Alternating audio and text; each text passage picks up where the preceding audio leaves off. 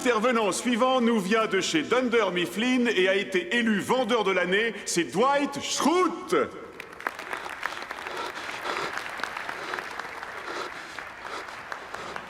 Dwight, c'est à toi. Allez, allez, ne soyez pas timide. Non, Essaie de te détendre. Bon, il n'y a aucun souci. Non, non, t'inquiète pas, je suis là. Je vais aller prendre le micro en attendant. J'arrive!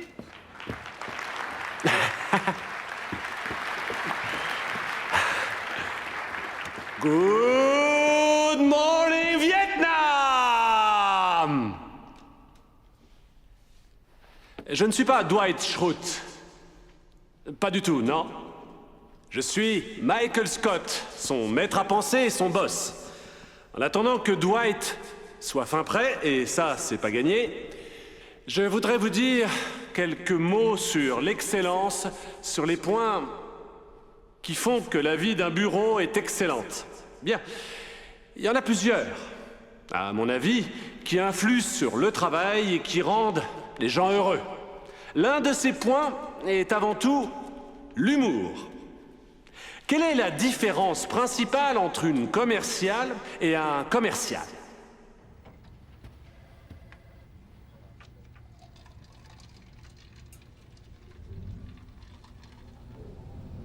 Je le règle tout le temps à 21 degrés. On prend un DJ. C'est la seule chose dont Roy soit chargé pour le mariage, mais pour le moment, il a juste réussi à fixer la date. Mais en attendant, il l'a bien choisi. C'est parfait. Se marier en juin. J'en ai toujours rêvé. Et toi, Ryan? Tu sais à quelle période tu voudrais te marier? ce que je sais, c'est que j'ai aucune envie de me marier.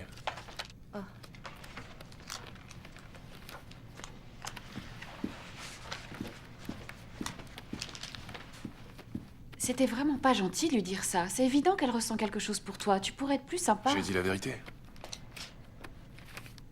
Excusez-moi, j'ignorais que vous aviez un sonotone. Je croyais que vous parliez d'une façon bizarre. Et maintenant, le black qui joue dans Police Academy, ça fait... c'est un robot.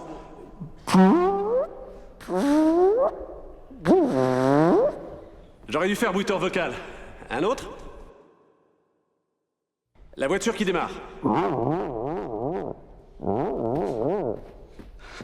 Et maintenant, on applaudit Dwight Schrute. Bon courage, c'est des rabat-joie.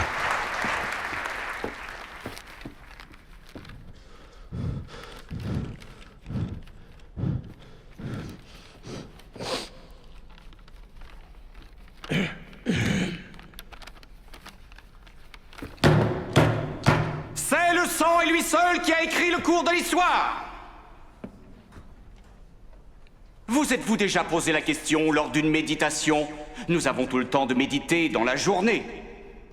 La question de savoir depuis quand on essaie d'atteindre l'excellence.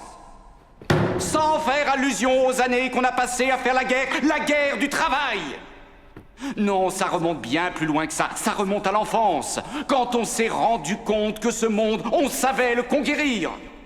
Ça a été la bataille de toute une vie, et encore, cette lutte est sans fin. Je dirais juste une chose, avec laquelle vous serez d'accord, c'est que c'est un privilège de se battre.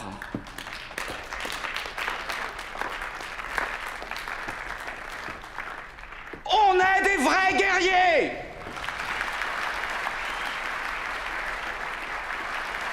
Commerciaux du nord-est de la Pennsylvanie, je vous le demande, continuons à nous battre encore et toujours pour récolter les fruits de notre excellence.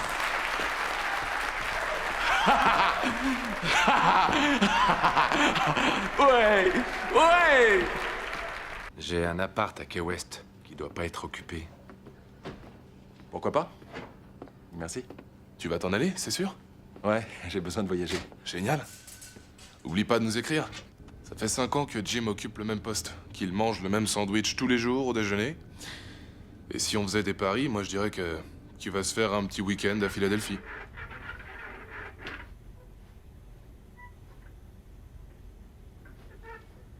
Une révolution n'a de valeur et de sens que si elle a de quoi se défendre. Certaines personnes vous diront que commercial, c'est pas très valorisant. Pour eux, un commercial, c'est un vendeur de voitures, tout ce qu'il y a de plus pouilleux, ou un charlatan qui fait du porte-à-porte. C'est à nous de leur faire voir les choses différemment. Et moi, je dis, commerciaux et commerciales du monde entier, unissons-nous. On ne doit pas se laisser marcher dessus, parce que c'est ensemble qu'on l'emportera. On ne doit pas céder le contrôle de notre chère patrie à des étrangers, parce que c'est... Ensemble qu'on